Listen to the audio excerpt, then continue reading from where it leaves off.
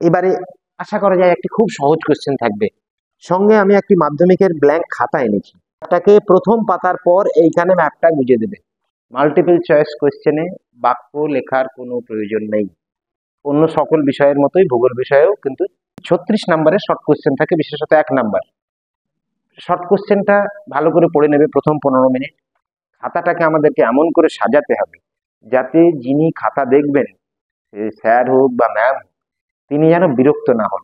এবং আমরাও পছন্দ করি যেন ছেলেমেয়েরা প্রশ্নগুলো সিরিয়ালে লেখে।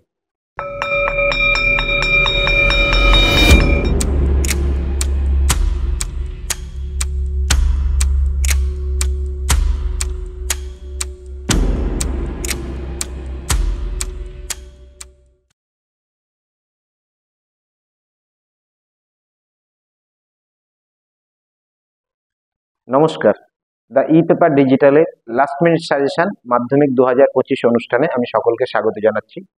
আমি ভাস্কর ঘোষ, লাউদোহা কালীতারা বিজয় ইনস্টিটিউশনের ভূগোল বিষয়ের সহশিক্ষক। আমি এই ভূগোল বিষয় নিয়ে এই মাধ্যমিকের 2025-এর জন্য ছাত্রছাত্রীদেরকে এবং তাদের অভিভাবকদের গুটি কয়েক পরামর্শ দিতে যাই এবং কিছুটা হলেও সাজেশনমূলক আলোচনা করতে যাই। সিলেবাস আমরা সকলেই জানি, কোশ্চেন প্যাটার্ন আমরা সকলেই জানি।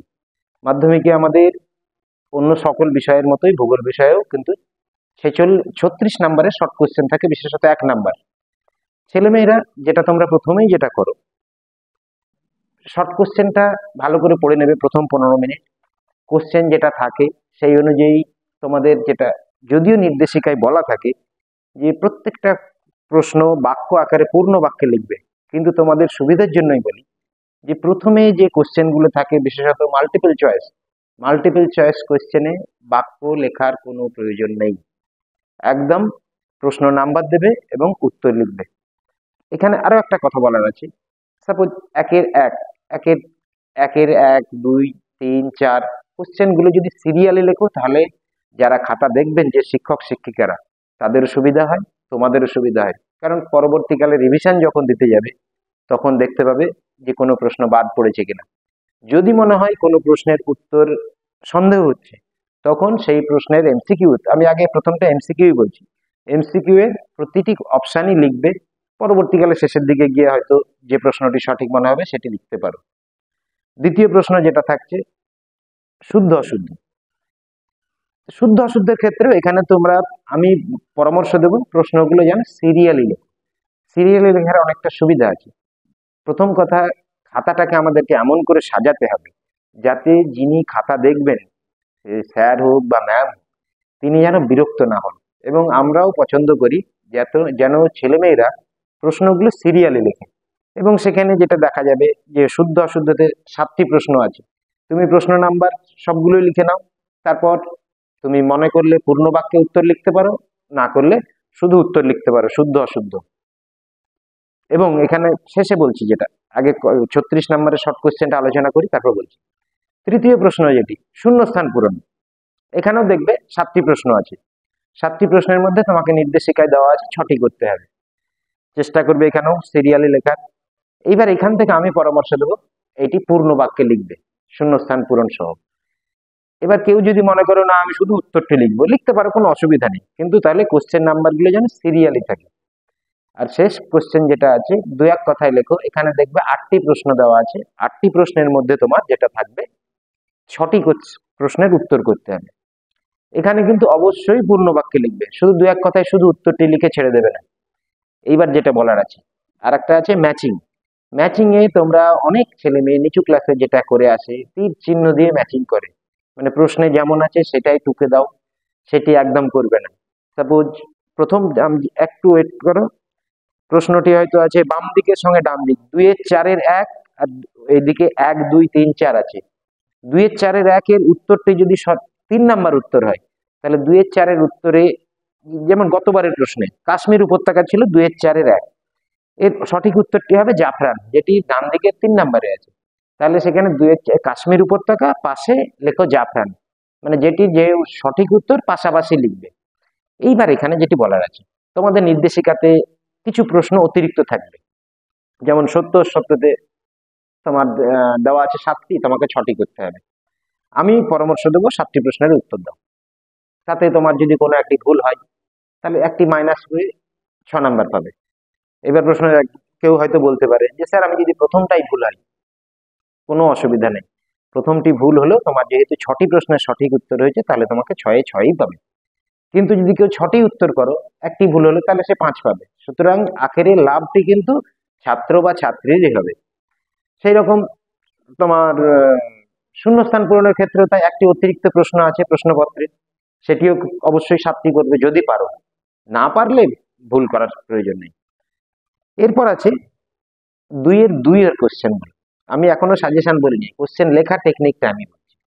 এবং এখানে যেটি খেয়াল করবে, কোশ্চেনটা প্রত্যেকটা প্রশ্নের ক্ষেত্রে যথেষ্ট গ্যাপ দেবে। যেমন প্রথমে যে এমসিকিউ গুলো ছিল, এমসিকিউ এর ক্ষেত্রে প্রশ্ন লেখার পর নিচে অন্তত 2 সেন্টিমিটার বা 1 ইঞ্চি গ্যাপ যদি দাও তাহলে সুবিধা হয়। কারণ হতেই পারে কোনো একটি প্রশ্নের হয়তো উত্তর ভুল হয়েছে, সেটা তোমার রিভিশনের সময় মনে পড়লো, তখন ওইখানে কেটে পাশে আর লেখার জায়গা নেই, তখন কিন্তু তুমি সেটাকে নিচে লিখতে পারবে। এই কারণে বলছি শূন্য এমসিকিউ এর পর কিছুটা গ্যাপ দাও, তারপর শূন্যস্থান পূরণের পর কিছুটা গ্যাপ দাও, শুদ্ধ অশুদ্ধের পর কিছুটা গ্যাপ দাও। এইভাবে করে কি তাহলে প্রশ্নটা তোমার খাতাটা যথেষ্ট পরিষ্কার থাকবে, যথেষ্ট ফাঁকা ফাঁকা উত্তর লেখা থাকবে। 2-এর 2-এর যে প্রশ্নগুলো আছে, অর্থাৎ যেগুলো 2 মার্কসের কোশ্চেন, যেগুলো তোমার হচ্ছে 3 নাম্বারের অতি সংক্ষিপ্ত উত্তর ভিত্তিক প্রশ্ন, এখানে দেখবে প্রতিটি প্রশ্নের সঙ্গে প্রতিটি প্রশ্নের উত্তর আছে, যে কোনো একটি করতে হবে তোমাকে। এবার করার সময় খেয়াল করবে 2 নাম্বারের কোশ্চেনে 2 পেতে গেলে তোমাকে কিন্তু এমন কোশ্চেন লিখতে হবে, যদি টু দ্য পয়েন্ট উত্তর লিখতে হবে। হয়তো প্রশ্ন আছে জলবিভাজিকা কাকে বলে, বইয়ের সংজ্ঞা আছে, তুমি সংজ্ঞা লিখলে কিন্তু 2-এ 2 পাবে না। হয়তো প্রশ্ন আছে হয়তো বারখান কাকে বলে, যদিও বারখানটা জেনারেলি 3 নাম্বারের প্রশ্ন হওয়া উচিত, কিন্তু হয়তো জলবিভাজিকা আছে, তোমার হয়তো বালিয়াড়ি কাকে বলে 2 নাম্বারের কোশ্চেন। তো বালিয়াড়ি কাকে বলে, এখানে তুমি বালিয়াড়ির উদাহরণ দিতে পারবে না, তাহলে 2 নাম্বারের কোশ্চেন আমি কিভাবে 2-এ 2 পাবো? কোনো যদি সংজ্ঞামূলক প্রশ্ন থাকে, যদি সেখানে উদাহরণ দেওয়া সম্ভব হয়, তাহলে সংজ্ঞা অবশ্যই দেবে এবং তারপর উদাহরণ দেবে। এবার হয়তো দেখা যাচ্ছে পরীক্ষার সময়, পরীক্ষা হলে গিয়ে দেখা গেল তোমার উদাহরণটা মনে আসলো, তখন তুমি কি করবে? কিচ্ছু নাই, টেনশন কিচ্ছু করবে না। যে সংজ্ঞাটি লিখলে ওখান থেকে অন্তত একটা পয়েন্ট বৈশিষ্ট্য আকারে লিখবে, এই ক্ষমতাটা আছে তোমাদের সকলেরই। যদি বৈশিষ্ট্য না থাকে, যদি পারো ছবি এঁকে দাও একটা ছোট্ট করে, ছবি যে একদম নিখুঁত হতে হবে তা নাই, তবে কি 2 নাম্বারের কোশ্চেনে অন্তত 2টি প্যারাগ্রাফ করবে। এবং প্যারাগ্রাফের ক্ষেত্রে কিন্তু 2 বা 3 লাইনে প্যারাগ্রাফ নাই, 1 লাইনেও প্যারাগ্রাফ হতে পারে। 1 লাইনে প্যারাগ্রাফ হলেও কোনো ক্ষতি নেই, কিন্তু কোশ্চেনটা অন্তত 2টো লাইন যেন হয় এবং 2টো লাইন যেন আলাদা প্যারাগ্রাফে হয়। এবার 2 নম্বরের কোশ্চেনে তোমার প্রথম চ্যাপ্টার থেকে একটা থাকবে, যেটা নদী হিমবাহ বায়ুর চ্যাপ্টার থেকে। এইবার এখান থেকে 2-এর কোশ্চেনে কোন কোশ্চেনটা থাকবে এটি বলা খুব মুশকিল। জেনারেলি আমরা 5-এর কোশ্চেনে, গত বছর 2024-এ 5-এর কোশ্চেনে যেইগুলো এসেছে সেইখান থেকেই জেনারেলি 2 নাম্বারের কোশ্চেন আসে। গত বছর যেমন 5 নাম্বারের কোশ্চেনে তোমার প্রাকৃতিক ভূগোল থেকে যেটি এসেছিল, বায়ু ক্ষয়কার্যের ফলে 3টি প্রধান ভূমিরূপ, তাহলে ধরে না যায় বায়ুর ক্ষয়কার্যের ফলে বা সঞ্চয় কার্যের ফলে ওখান থেকে একটি 2 নাম্বারে থাকলেও থাকতে পারে। এবার কি কি থাকতে পারে? যেহেতু গতবার জুইগেন ইয়ারদাং পার্থক্য আসেনি, সুতরাং এবার এটা 3 নাম্বারের কোশ্চেনে জুইগেন ইয়ারদাং এর পার্থক্য আসার সম্ভাবনা খুব বেশি। বা তোমার নদী উপত্যকা হিমবাহ উপত্যকার পার্থক্য 3 নাম্বারের কোশ্চেনে আসে।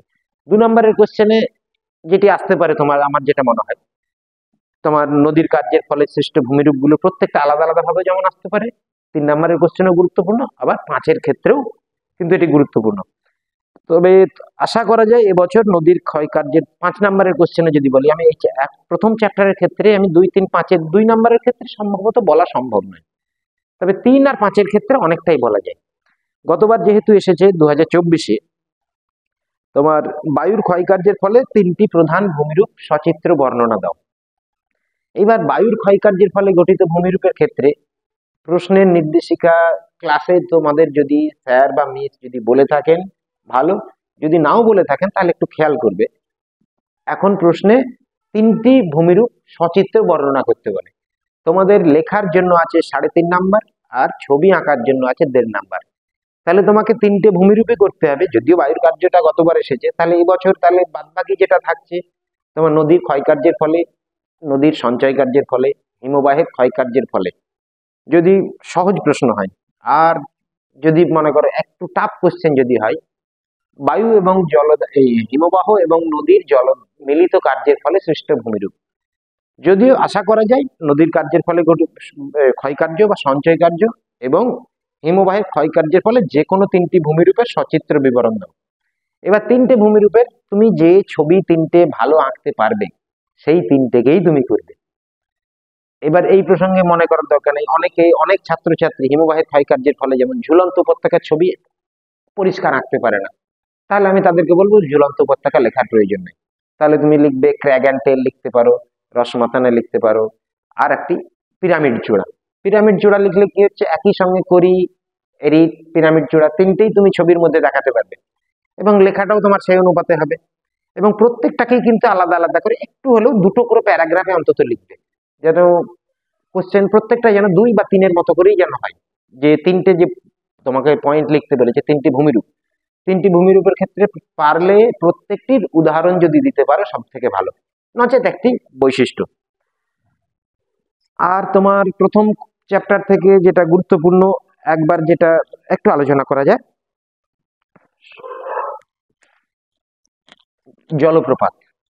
জলপ্রপাতের ক্ষেত্রে এটা 3 নম্বরের কোশ্চেনও গুরুত্বপূর্ণ। তুমি 3 নম্বরের কোশ্চেন জন্য জুইগেন ইয়ারদাং এর পার্থক্য, এটা খুবই গুরুত্বপূর্ণ। নদী উপত্যকা এবং হিমবাহ উপত্যকার পার্থক্য মনে রাখবে। পার্থক্য যে কোশ্চেন থাকবে সেই কোশ্চেনে 3-এ 3 একদম নিশ্চিত পাবে যদি তুমি বিষয়টি উল্লেখ করো। বাঁ দিকে দেখবে যে কোনো টেক্সট বই আছে, বিষয় উল্লেখ করে পার্থক্য দেওয়া থাকে। নেক্সট চ্যাপ্টার যেটা হচ্ছে আমাদের আছে বায়ুমণ্ডল চ্যাপ্টার। প্রাকৃতিক ভূগোলে এটা হচ্ছে সব থেকে বড় চ্যাপ্টার। বায়ুমণ্ডল চ্যাপ্টার থেকে বিগত প্রায় প্রতি বছরই 2টি করে এসেছে 5 নম্বরের কোশ্চেন, 3 নম্বরের কোশ্চেন একটি এসেছে, 2-এর একটি এসেছে। এবার 5-এর কোশ্চেনে গতবার তোমার যেটি এসেছে আগে বলে দিই, ভূমধ্যসাগরীয় জলবায়ুর বৈশিষ্ট্য, পৃথিবী পৃষ্ঠে বিশ্ব উষ্ণায়নের গুরুত্বপূর্ণ প্রভাব। আগে 5-এর দুটো বলে দিই। বিশ্ব উষ্ণায়নের প্রভাব যেহেতু এসে গেছে এবং ভূমধ্যসাগরীয় জলবায়ুর বৈশিষ্ট্য এসেছে, আমার মনে হয় বায়ুমণ্ডলের স্তর বিন্যাস একটি খুব সহজ প্রশ্ন। আশা করা যায় এটি কিন্তু এবছরের জন্য গুরুত্বপূর্ণ। উচ্চতা ভেদে বায়ুমণ্ডলের স্তর বিন্যাস করো। দ্বিতীয় প্রশ্ন যেটি হচ্ছে, এটি খুবই গুরুত্বপূর্ণ কোশ্চেন হচ্ছে বায়ুচাপ বলয়ের সঙ্গে নিহত বায়ুর সঙ্গে বায়ুচাপ বলয়গুলির সম্পর্ক আলোচনা করো। যদিও এই প্রশ্নটা একটু টাফ লেখা, কিন্তু যে কোনো ভালো লেখকের টেক্সট বইয়ে একদম সুন্দর করে লেখা আছে। এই দুটো কোশ্চেন ভালো করে করবে। আর বায়ুমণ্ডলের উষ্ণতার তারতম্যের কারণ বা চাপের তারতম্যের কারণ, আশা করা যায় এই 4টির মধ্যে থেকে একটি পাবেই, যদি লাক ফেভার করে 2টি কোশ্চেন পেতে পারো। এবং এই চ্যাপ্টারটি থেকে যেটি প্রশ্ন হয়তো দেখা যাবে ছবি তোমাকে নির্দিষ্ট করেনি, প্রশ্নে হয়তো লিখে দিয়েছে চিত্র সহ, তোমাকে ব্যাখ্যা করতে বলেনি, তাহলে এক্ষেত্রে ধরে নেবে যে লেখার জন্যই সম্পূর্ণরূপে 5 নাম্বার। এইবার কোনো ছাত্র বা ছাত্রী যদি মনে করো ছবি চাইনি যে প্রশ্নে, সেখানে যদি হালকা করে একটি ছবি এঁকে দাও, হয়তো উচ্চতা ভেদে বায়ুর স্তরগুলো আমরা যদি ট্রপোস্ফিয়ার, স্ট্র্যাটোস্ফিয়ার ভাবে এইভাবে যে 5টি স্তর আমরা যদি দেখাই, তাহলে যিনি খাতা দেখবেন তিনি কিন্তু যথেষ্টই খুশি হবেন এবং তার ফলে তোমার কি নাম্বার পাওয়াটাও কিন্তু সহজ হবে। এই চ্যাপ্টার থেকে তোমার 3-এর কোশ্চেন গতবার যেটা এসেছিল, ঘূর্ণবাত, হিমবাহ এবং প্রতিপ ঘূর্ণবাতের পার্থক্য। আর 2-এর কোশ্চেন এসেছিল আপেক্ষিক আর্দ্রতার সংজ্ঞা, অ্যাপোজি জোয়ার বলতে কি, এই অ্যাপোজি জোয়ারটা পরের চ্যাপ্টারে। তাহলে এই চ্যাপ্টার থেকে এবার আশা করা যায় 2-এর কোশ্চেন একটি থাকবেই। 2-এর কোশ্চেনের সাজেশন কিন্তু সহজে করা যায় না। মোটামুটি তোমরা গোটা চ্যাপ্টারটা পড়েই নিয়েছো। শুধুমাত্র বলছি 2024-এ 5 এবং 3-এর যে প্রশ্নগুলো এসেছে সেগুলো বাদ দিয়ে করবে। খুব অল্প সময় আছে, 4টে 5 নম্বরের প্রশ্ন বললাম গুরুত্বপূর্ণ। 3-এর ক্ষেত্রে যেগুলো আছে আমাকে এবার তাহলে বইটা দেখে একবার আমি বলি। তোমার বৈপরীত্য উষ্ণতা খুব গুরুত্বপূর্ণ কোশ্চেন। বায়ুমণ্ডলের স্তর বিন্যাস যদি নাও থাকে তাহলে প্রতিটি স্তরের জন্য কিন্তু একটি করে গুরুত্বপূর্ণ আছে। হিমমণ্ডল বা তোমার আছে প্রথম দিকে আছে স্থানীয় বায়ুর নামগুলো, ওগুলো তোমার শর্ট কোশ্চেনে খুব গুরুত্বপূর্ণ। স্থানীয় বায়ুর নাম, বায়ুচাপ বলয় থেকে এটি বড় কোশ্চেন তো বলেই দিলাম। বায়ুচাপ বলয়ে তোমার মানে পৃথিবীতে বায়ুচাপ এর তারতম্যের কারণ। তোমার যেটি আছে স্থলবায়ু এবং সমুদ্র বায়ুর পার্থক্য, এটি 3 নম্বরের কোশ্চেন হিসেবে করে রাখবে। আর তোমার আছে ক্রান্তীয় ঘূর্ণবাদ, প্রতিভ ঘূর্ণবাদ যেহেতু গতবার এসে গেছিল, প্রতিভ ঘূর্ণবাদের পার্থক্য চলে এসেছিল। একটি 3 নম্বরের কোশ্চেন প্রাকৃতিকের থেকেও গুরুত্বপূর্ণ হঠাৎ চোখে পড়লো, যে সম্ভবত 2000 মানে নতুন সিলেবাস চালু হওয়ার পর একবার এসেছিল, জেট বায়ুর সঙ্গে মৌসুমী বায়ুর সম্পর্ক। এটি ভারতের আঞ্চলিকেও আসতে পারে, প্রাকৃতিক ভূগোলেও আসতে পারে। অধঃক্ষেপণ থেকে যেটি বৃষ্টিপাতের শ্রেণী বিভাগ সম্ভবত 2023 এসেছিল। এই কোশ্চেনটা আসার সম্ভাবনা একটু হলেও আছে, তোমরা একটু খেয়াল করে রাখবে। এবং যদি এখান থেকে নাও হয়, শৈলক্ষেপ বৃষ্টিপাতটা কিন্তু খুব ভালো করে রাখবে। যেহেতু গতবার জলবায়ু অঞ্চলের একটি বৈশিষ্ট্য এসেছিল ভূমধ্যসাগরীয়, সচরাচর আসবে না আশা করা যায়, তবে মৌসুমী জলবায়ুর বৈশিষ্ট্যটা একবার চোখ বুলিয়ে রাখবে। যে কোনো 4টি বৈশিষ্ট্য করবে। বায়ুমণ্ডল, বায়ুমণ্ডল থেকে সব থেকে সহজ চ্যাপ্টারের মধ্যে একটি হচ্ছে বায়ুমণ্ডল। গতবার এই চ্যাপ্টারটি থেকে তোমার একটি প্রশ্ন এসেছিল, সেই প্রশ্নটি 5 নম্বরের কোশ্চেন ছিল সমুদ্র স্রোতের প্রভাব। এবছর 2টি কোশ্চেন ভালো করে করবে, একটি হচ্ছে সমুদ্র স্রোত সৃষ্টির কারণ, আর একটি হচ্ছে জোয়ার ভাটা সৃষ্টির কারণ। মানে 95% চান্স এই দুটো কোশ্চেনের মধ্যে একটি আসবেই। তবে আবারও বলি, সমুদ্র স্রোত সৃষ্টির কারণ যদি আসে 5টি পয়েন্ট অবশ্যই দেবে। 5টি পয়েন্ট যারা চেষ্টা করবে 90-এর মধ্যে, ফুল মার্কস 85-র উপর পেতে চাও, তারা অবশ্যই একটি অতিরিক্ত পয়েন্ট দেবে। আর 5টি পয়েন্ট তোমার যদি মোটামুটি ব্যাখ্যামূলক করো, একটা করে প্যারাগ্রাফ করো, তাহলে 5-এ 5 পাবে। জোয়ার ভাটা সৃষ্টির কারণে কিন্তু 5-এ 5 পেতে গেলে ছবি কিন্তু অবশ্যই পরিষ্কার করে দিতে হবে। জোয়ার ভাটা সৃষ্টির কারণে এই চ্যাপ্টার থেকে 3 নম্বরের যে কোশ্চেনটা, 3 নম্বরের কোশ্চেনের ক্ষেত্রে তোমার আছে জোয়ার ভাটার ফলাফল, এটি একটি গুরুত্বপূর্ণ কোশ্চেন আছে। অ্যাপোজি পেরিজি কাকে বলে, ভরা জোয়ার মরা জোয়ার। যদি তোমার জোয়ার ভাটা সৃষ্টি মানে কিভাবে হয় এটা যদি না আসে, তাহলে ভরা জোয়ার মরা জোয়ার বা মুখ্য জোয়ার গৌণ জোয়ারের পার্থক্য। বর্জ্য ব্যবস্থাপনা প্রাকৃতিক ভূগোলের আরেকটি চ্যাপ্টার, যদিও এটি পরিবেশ ভূগোল বলা হচ্ছে। বর্জ্য ব্যবস্থাপনা থেকে 5 নম্বরের কোনো প্রশ্ন থাকে না। এখান থেকে 2টি 3 নম্বরের থাকে, 2টি 2 থাকে, যে কোনো একটি করে করতে হয়। গতবারে প্রশ্ন ছিল কঠিন বর্জ্য পদার্থের সংজ্ঞা দাও, বর্জ্যের পৃথকীকরণ কি। এই কোশ্চেনটার যদি উত্তর লিখতে হয় কঠিন বর্জ্যের সংজ্ঞা দাও, শুধু সংজ্ঞা লিখলে আবারও প্রথমেই আমি বলেছি 2 পাবে না। সংজ্ঞা লেখার পর কিন্তু উদাহরণ দিতেই হবে, কারণ এই প্রশ্নে এমন করেই নাম্বার দেওয়া হয় যে সংজ্ঞা লেখার জন্য 1.5 নাম্বার, উদাহরণের জন্য 1/2 নাম্বার। তাহলে এইবার তোমার ওই রকমই যে কোনো একটি আশা করা যায় একটি সংজ্ঞামূলক প্রশ্ন থাকবে। বর্জ্য ব্যবস্থাপনায় কঠিন বর্জ্য, তরল বর্জ্য, কৃষিজ বর্জ্য, প্রাণীজ বর্জ্য, তারপর কলকারখানার বর্জ্য, এরকম। আর 3 নম্বরের কোশ্চেনে ছিল পরিবেশের উপর বর্জ্যের প্রভাব এবং জৈব ভঙ্গুর এবং অজৈব ভঙ্গুর বর্জ্যের পার্থক্য। এবারে যেটা 3 নম্বরের কোশ্চেনে বর্জ্য ব্যবস্থাপনার পদ্ধতির মধ্যে যেটি স্ক্র্যাবার, একটি খুব গুরুত্বপূর্ণ কোশ্চেন আছে। স্ক্র্যাবার কিন্তু 2 নম্বরেও আসতে পারে, 3 নম্বরে আসতে পারে। যদি 2-এ আসে তাহলে স্ক্র্যাবার কাকে বলে, স্ক্র্যাবার 2 রকমের, আর্দ্র স্ক্র্যাবার, শুষ্ক স্ক্র্যাবার, এইভাবে লিখবে। ওই কোশ্চেনটা যদি 3-এ হয় তাহলে ওইটাকেই কিন্তু আর্দ্র স্ক্র্যাবার, শুষ্ক স্ক্র্যাবারের একটু কিন্তু ব্যাখ্যামূলক লিখতে হবে। তোমার যেহেতু বর্জ্য ব্যবস্থাপনার শিক্ষার্থীর ভূমিকা, এই কোশ্চেনটি খুব গুরুত্বপূর্ণ এবার 3 নম্বরের কোশ্চেনে। আর ভাগীরথী হুগলি নদীর উপর বর্জ্যের প্রভাব, এই দুটোর মধ্যে আশা করা যায় একটি 3 নম্বরের কোশ্চেন থাকবে। আর একটি 3 নম্বরের একটু হলেও সহজ থাকে। মানে এই যে দুটো বললাম, বর্জ্য পরিবেশের উপর বর্জ্য ব্যবস্থাপনার পদ্ধতি, প্রয়োজন, এই শিক্ষার্থীর ভূমিকা এবং ভাগীরথী হুগলি নদীর উপর বর্জ্যের প্রভাব, এই দুটো কোশ্চেনের মধ্যে আশা করা যায় একটি থাকবে। আর অন্যান্য তোমার অনেক সময় 1+2 হিসেবেও থাকতে পারে 3 নম্বরের কোশ্চেনে। 2 নম্বরে যেটা আছে ই ওয়েস্ট কাকে বলে, ও আর একটা প্রশ্ন, খুব গুরুত্বপূর্ণ কোশ্চেন, এটি আসার সম্ভাবনা খুব বেশি। যেমন 3R বা 4R। 3R হলো তোমার হচ্ছে বর্জ্যের হ্রাস, পুনর্ব্যবহার এবং পুনর্নবীকরণ। আর 4R হলে এর সঙ্গে যুক্ত হবে পুনরুদ্ধার। এই সংক্ষেপে কিন্তু এইগুলো কিন্তু তোমাকে লিখতে হবে। 3R বা 4R এর প্রয়োজনীয়তা বা গুরুত্ব, এটা কিন্তু তোমাকে যেমনই প্রশ্ন একটু ঘুরিয়ে এদিক ওদিক করে ওই কোশ্চেনটা লিখতে হবে। ওটিতে কিন্তু 3-এ 3 তোমার পাওয়া যায়। তাহলে প্রাকৃতিক ভূগোলের মধ্যে থেকে আমাদের এই 40 নম্বরের কোশ্চেন থাকবে। 40 নম্বরের মধ্যে কিছু এমসিকিউ থাকবে, কিছু শুদ্ধ অশুদ্ধ থাকবে, কিছু পূর্ণ বাক্য উত্তর থাকবে, কিছু তোমার শূন্যস্থান পূরণ থাকবে। আর ম্যাচিংটা সম্পূর্ণ আঞ্চলিক ভূগোল থেকে থাকে। তো প্রাকৃতিক ভূগোলের ক্ষেত্রে যে যদি সম্ভব হয় ডায়াগ্রাম লেখা যেখানে হবে তার পাশেই দেবে। কখনো কখনো হয়তো ছাত্রছাত্রী ভুল করে পরে ছবি আঁকবো মনে করে হয়তো জায়গা রেখে দিয়েছো, কোনো ক্ষতি নাই। পরে যদি ছবি নাও আঁকতে পারো হয়তো স্যার একটু ক্ষুণ্ণ হবেন, কিন্তু ওখানে ছবি আঁকতে পারলাম না, আমি খাতার শেষে গিয়ে ছবি আঁকলাম, সেটা কিন্তু একদম করবে না। আর এরপরে যেটা আসছে আঞ্চলিক। আঞ্চলিক ভূগোলে এখানে নতুন করে বলার কিছু না। আঞ্চলিক ভূগোলে আমাদের যেটি সব থেকে গুরুত্বপূর্ণ হচ্ছে ম্যাপ পয়েন্টিং। ম্যাপ পয়েন্টিং এর ক্ষেত্রে ছাত্রছাত্রীরা যেটা পরিষ্কার ভাবে করবে, পেন্সিল ইউজ করবে ম্যাপ পয়েন্টিং।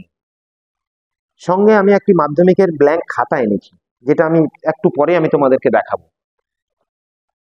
ম্যাপ পয়েন্টিং এর ক্ষেত্রে অবশ্যই পেন্সিল ইউজ করবে। পেন্সিলে এবার কি আছে, তোমাকে কোশ্চেনে যেমন নাম্বার আছে 6-এর 1, 6-এর 2, 6-এর 3, প্রত্যেকটির কিন্তু আলাদা আলাদা চিহ্ন আছে এবং প্রতীক আছে গুটি কয়েকের। শহরের চিহ্ন হলে একদম বিন্দু দেবে। শুধুমাত্র দিল্লির যদি চিহ্ন হয়, যেটা তোমরা টেক্সট বইয়ে দেখবে, একবার খেয়াল করে নেবে, চিহ্ন হবে বাইরে একটি বৃত্ত হবে। দিল্লির ক্ষেত্রে, দিল্লি যেহেতু দেশের রাজধানী, তার চিহ্ন আছে। পর্বত শৃঙ্গের চিহ্ন ত্রিভুজের মতো হবে। আর তোমার পর্বতের চিহ্ন একটি মোটা রেখার মতো করতে পারো, অথবা তোমার ঢেউ খেলানো পর্বত যেমন হয় তোমাদের টেক্সট বইয়ে যেমন আছে সেই রকম করবে। এইবার যেটা সাপোজ 6-এর 1-এ তোমার দিয়েছে ভারতের রাজধানী দিল্লি। দিল্লি তুমি দিল্লি তো 6-এর 1-এ থাকবে না, দিল্লি থাকবে হয়তো 6-এর 10-এ।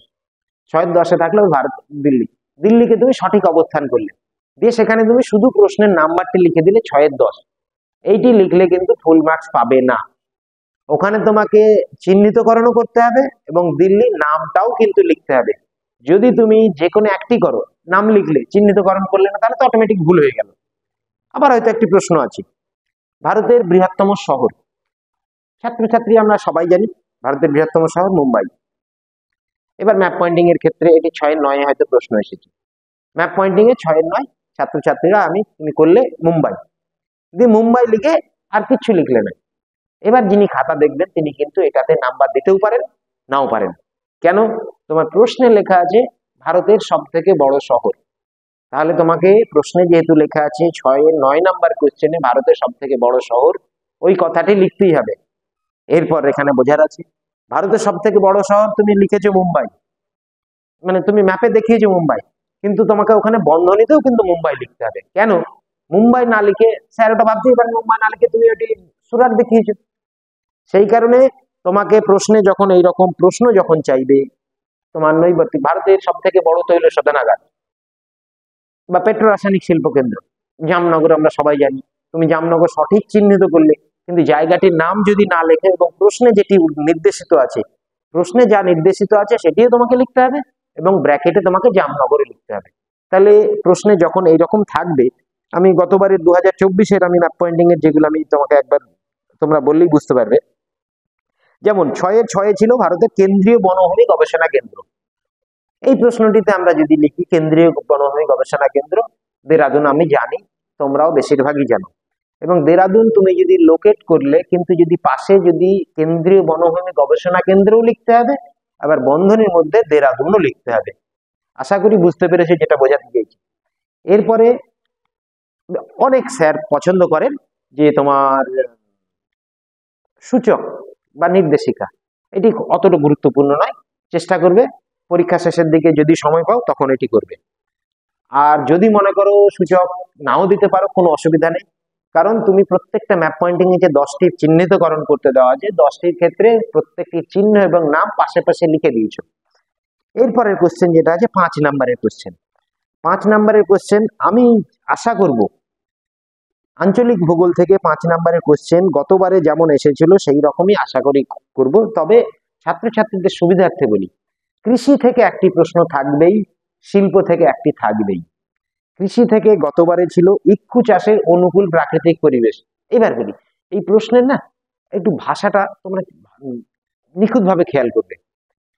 প্রাকৃতিক পরিবেশ যদি থাকে তাহলে শুধুমাত্র প্রাকৃতিক পরিবেশ লিখবে।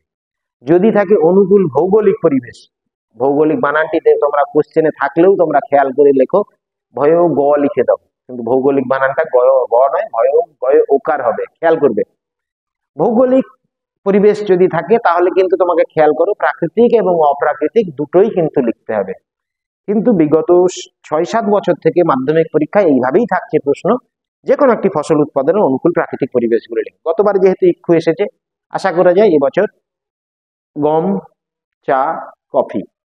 এবং গতবার যেহেতু আরো একটি প্রশ্ন ছিল কার্পাস বয়ন শিল্পের ছিল, কার্পাস শিল্প মানে কার্পাস চাষের অনুকূল পরিবেশ খুব একটা গুরুত্বপূর্ণ নয়, তবে কার্পাস চাষের অনুকূল পরিবেশ আর তোমার মিলেটের প্রায় মোরালেস সেম, কাছাকাছি যাবে। সুতরাং একবার চোখ বুলিয়ে রাখবে, কিন্তু মেইনলি গুরুত্ব দিয়ে পড়বে গম, চা এবং কফি। এই তিনটের মধ্যে থেকে আশা করি একটি থাকবে। এইবার এই কোশ্চেনে 5-এ 5 পাওয়ার কৌশলটা বলি। এই কোশ্চেনটি ছাত্রছাত্রীরা অবশ্যই করবে। কেন বলি, অন্যান্য যে 5 নম্বরের কোশ্চেন গুলো থাকবে, 6-এর মানে 5-এর 2-এর 2 এবং 5-এর 2-এর 3, এই যে দুটি কোশ্চেন থাকবে, এই দুটি কোশ্চেনে 5-এ 5 পাওয়া হচ্ছে সহজ এবং চেষ্টা করলে পাওয়া যায়। কিন্তু বাকি যে দুটো কোশ্চেন থাকবে 5-এর 2-এর 1 এবং 5-এর 2-এর 4, এই দুটো কোশ্চেনে তোমার কিন্তু কোশ্চেন 5-এ 5 পাওয়া যথেষ্ট টাফ। সেই কারণে আমি যে কোশ্চেনটা বলছি সেটা খেয়াল করবে। ইক্ষু চাষের অনুকূল, সাপোজ যেহেতু গম চাষের অনুকূল পরিবেশ, অন্তত 1 লাইন হলো ভূমিকা লিখবে।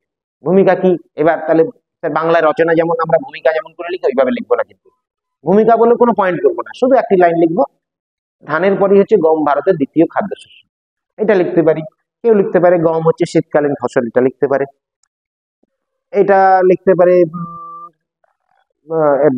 গোটা পৃথিবীতেই দ্বিতীয় প্রধান খাদ্যশস্য গম, এরকম লিখতে পারে। 1 লাইন লিখলেই যথেষ্ট। বা উপক্রান্তীয় অঞ্চলের ফসল। তারপরে লিখবো গম চাষের পরিবেশগুলিকে, আমি শুধু গমটা দিয়ে বলছি, ছাত্রছাত্রীরা তোমরা আশা করি বুঝতে পারবে অন্য ফসলের ক্ষেত্রেও। চায়ের ক্ষেত্রে আমরা দেখবো চা একটি পানীয় ফসল, লিখলে আমি এক লাইনে আমি ভূমিকা কমপ্লিট করে দিলাম। কফির ক্ষেত্রে আমরা লিখতে পারি কফি একটি পানীয় ফসল।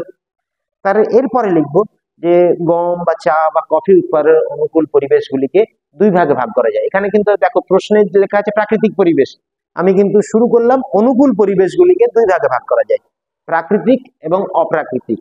এইবারে তোমার প্রশ্নে এসেছে প্রাকৃতিক পরিবেশ। এইবারে তুমি প্রাকৃতিক পরিবেশগুলিকে জলবায়ু মানে উষ্ণতা, বৃষ্টিপাত, ভূমিরূপ এবং ভূমির ঢাল বা ভূপ্রকৃতি এবং মানে ভূমিরূপ, এই যে 4টে পয়েন্ট থাকবে।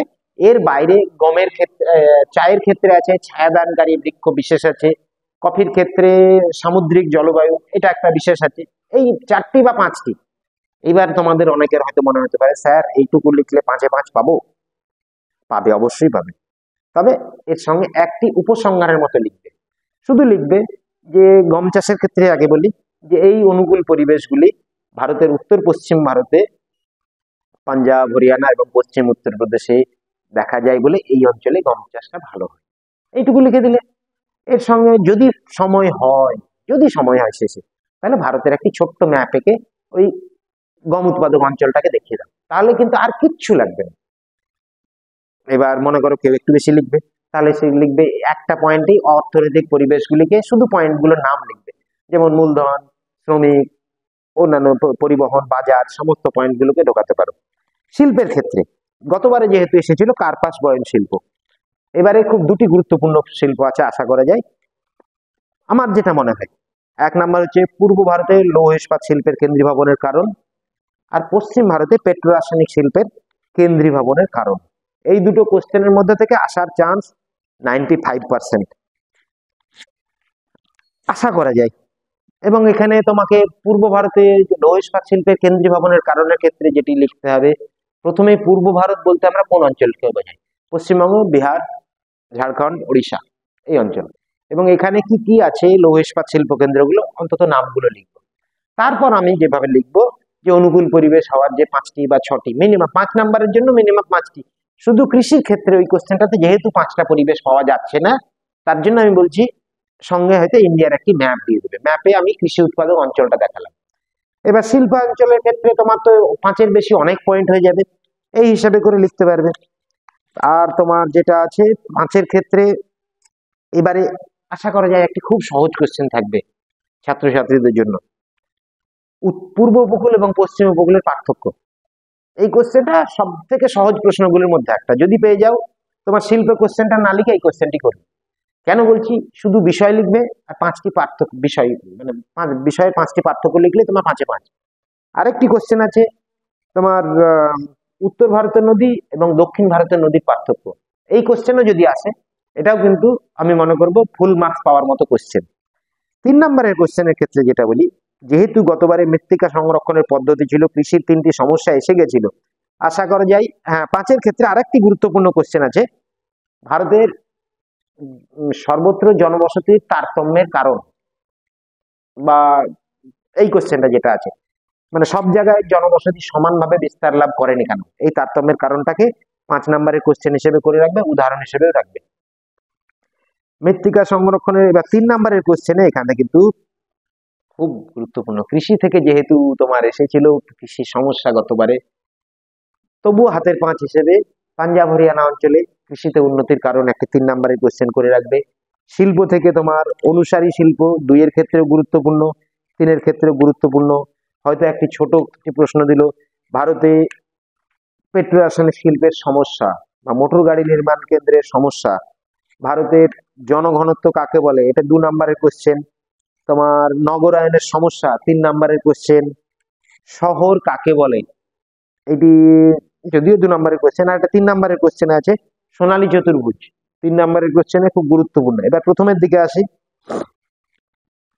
প্রথমের দিকের যে প্রশ্নগুলো আছে, হিমালয় ভূপ্রকৃতি থেকে কিন্তু প্রচুর 2 এবং 3 নম্বরের কোশ্চেন আছে, বিশেষত দুন, তাল, তোমার উত্তর গঙ্গার বাম তীরের নদী, ডান তীরের নদী, তোমার ওইটা বললাম যে রাজস্থানে কেন মরুভূমি অঞ্চল সৃষ্টি হয়েছে, এই কোশ্চেনটা। আর একটা খুব গুরুত্বপূর্ণ কোশ্চেন, নতুন বইয়ে হয়তো আছে, তোমরা খেয়াল করেছো কিনা জানি না, এমসিকিউ কোশ্চেনে এবং শর্ট কোশ্চেনে, ভারতের কেন্দ্রশাসিত অঞ্চল হঠাৎ মনে পড়লো তাই বলছি। ভারতের কেন্দ্রশাসিত অঞ্চল তোমরা যে বই পড়ে এসেছো সেখানে হয়তো 9টি লেখা আছে, কারোর বইয়ে 8টি লেখা আছে, কিন্তু সঠিক উত্তর হবে 8টি। তোমার উপকূলীয় সমভূমি বললাম 5 নম্বরের কোশ্চেন পার্থক্য হিসেবে, উত্তর ভারতের নদী দক্ষিণ ভারতের নদীর পার্থক্যটা বললাম। হ্যাঁ, 3 নম্বরে একটা খুব গুরুত্বপূর্ণ কোশ্চেন, নর্মদা এবং তাপ্তি নদীর মোহনায় বদ্বীপ গড়ে ওঠেনি কেন, এটি যেমন একটি কোশ্চেন আছে, আরেকটি তার একই টাইপের কোশ্চেন হবে, মহানদী গোদাবরী, দ্যাট মিনস পূর্ব বাহিনী নদীগুলোর মোহনায় বদ্বীপ কেন গড়ে উঠেছে। আচ্ছা, বহুমুখী নদী পরিকল্পনা এবং ডিভিসি দুটোই কিন্তু 3 নম্বরের কোশ্চেন হিসেবে গুরুত্বপূর্ণ। ভারতের জলবায়ু থেকে, যেটা আমি প্রাকৃতিকে প্রথমেই বলে দিয়েছি, জেট বায়ুর সঙ্গে মৌসুমী বায়ুর সম্পর্ক, আর ছোট ছোট কোশ্চেন এখান থেকে অনেক কিছুই পাবে, তবে এই চ্যাপ্টার গুলো থেকে খুব কমন কোশ্চেন না পেলে লিখতে যাবে না। ম্যাপ পয়েন্টিং এর ক্ষেত্রে এই অংশগুলো থেকে কিন্তু খুব গুরুত্বপূর্ণ কমনই থাকে কয়েকটা। ম্যাপ পয়েন্টিং এর ক্ষেত্রে আর একটু পরে আরেকবার বলবো ম্যাপ পয়েন্টিং এর কোনগুলো করবে। তোমরা পর্ষদের টেস্ট পেপার অবশ্যই পেয়েছো, বেশিরভাগ ছাত্রছাত্রী পর্ষদের টেস্ট পেপারে যে কোনো 10টি পেজের ম্যাপ পয়েন্টিং করবে, দিয়ে স্কুলের তোমাদের টিচারকে দিয়েই হোক সলভ করে নেবে, মানে করে স্যারকে হোক স্কুলে গিয়ে একদিন দেখিয়ে নিতে পারো। আশা করা যায় 10-10 100টা যদি করে নাও, মাধ্যমিকে গিয়ে 9টি অবশ্যই কমন পাবে, 8 থেকে 9টি অবশ্যই কমন পাবে যদি ওই 100টি করতে পারে, যে কোনো 10টি পেজের ম্যাপ পয়েন্টিং।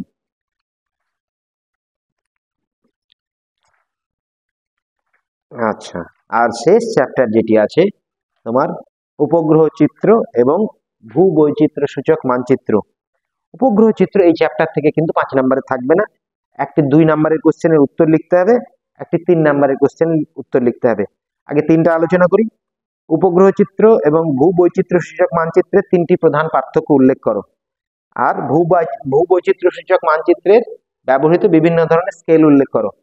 গতবারে 2টি সহজ কোশ্চেন চলে এসেছে, এবারে সহজ কোশ্চেন মোটামুটি যেটি থাকছে সেটা হচ্ছে উপগ্রহ চিত্র তোলার বিভিন্ন পর্যায়, এটি একটি 3 নম্বরের কোশ্চেন।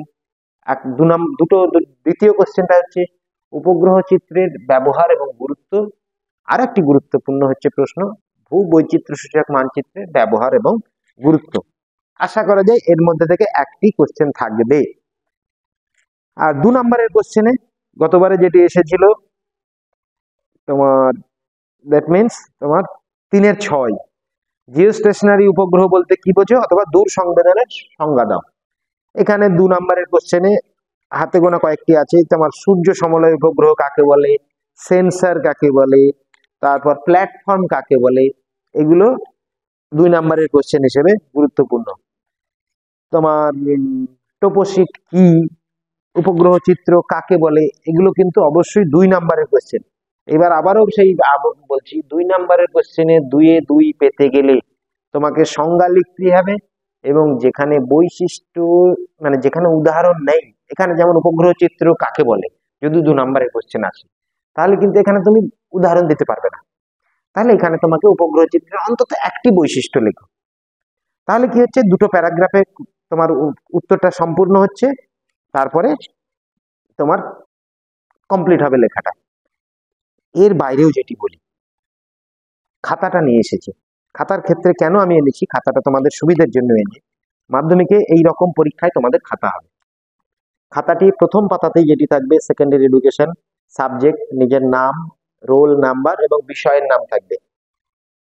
প্রথম পাতায় তোমাকে আর কিচ্ছু লিখবে না। নেক্সট পাতা, এই পাতাটা কিন্তু একদম তোমরা কোনো কিচ্ছু লিখবে না। এবার সাপোজ তোমাদের ম্যাপ, এইটি হয়তো ম্যাপ পয়েন্টিং তোমাদেরকে পরীক্ষা হলে সাপ্লাই করা হবে। ম্যাপ পয়েন্টিং এর আমরা এইদিকে ম্যাপটা চিহ্নিত করলাম। তোমাদেরকে পরীক্ষা হলে স্যার বা মিস যাই বলুন না কেন, ম্যাপটা তুমি করবে, ম্যাপটাকে প্রথম পাতার পর এইখানে ম্যাপটা গুঁজে দেবে। ম্যাপ তোমার শুধু ভূগোলে আছে তা নয়, ইতিহাসেও ম্যাপ আছে, ইতিহাসেও ম্যাপটা এখানে গুঁজে দেবে। এমনকি গণিতেও হয়তো গ্রাফ পেপার প্রয়োজন হবে, গ্রাফ পেপারটাও কিন্তু এই প্রথমেই দেবে। কেন বলছি, শেষের দিকে দিলে অনেক সময় তোমাদের যা 14 পৃষ্ঠার খাতা থাকবে, অনেকে শেষ হয় না, শেষে গেলে খাতাটা হয়তো ছিঁড়ে যেতে পারে। ওই কারণেই বলছি ম্যাপ পয়েন্টিংটা, ম্যাপ, ইন্ডিয়ার ম্যাপ অবশ্যই প্রথম পাতায় দেবে। আর বেশি কিছু বলবো না, মাধ্যমিক পরীক্ষা তোমাদের জীবনের প্রথম বড় পরীক্ষা, সুস্থভাবে দেবে, স্বাভাবিকভাবে দেবে। প্রতিটি প্রশ্নের উত্তর লিখবে। যদি মনে হয় কোনো প্রশ্নের উত্তর একদম জানো না, তাতেও ঘাবড়ানোর কিচ্ছু নেই। 10 বছর পড়াশোনা করেছো, কিছুটা ধারণা থেকে হলেও লিখতে পারবে। না হলে চেষ্টা করো বাড়িতে হলেও কোনোদিন না কোনোদিন গল্পে, ভাই বোনের সঙ্গে, বাবা মায়ের সঙ্গে গল্পে। ভূগোল বিষয়ে নাম্বার পাওয়া সব থেকে সহজ, মানে মাধ্যমিকে 100 সব থেকে বেশি পাই গণিতে, তারপরে দ্বিতীয় বিষয় হচ্ছে ভূগোল। ভূগোলে 100 সব থেকে বেশি পাই। টেনশন ফ্রি হয়ে পরীক্ষা দেবে। এমসিকিউ এবং ম্যাপ পয়েন্টিং যদি ফুল মার্কস পেয়ে যাও, 90 পাওয়ার চান্স নিশ্চিন্তে করতে পারো। ভালো থাকবে, ভালোভাবে পরীক্ষা দাও। আজকের মতো রাখছি।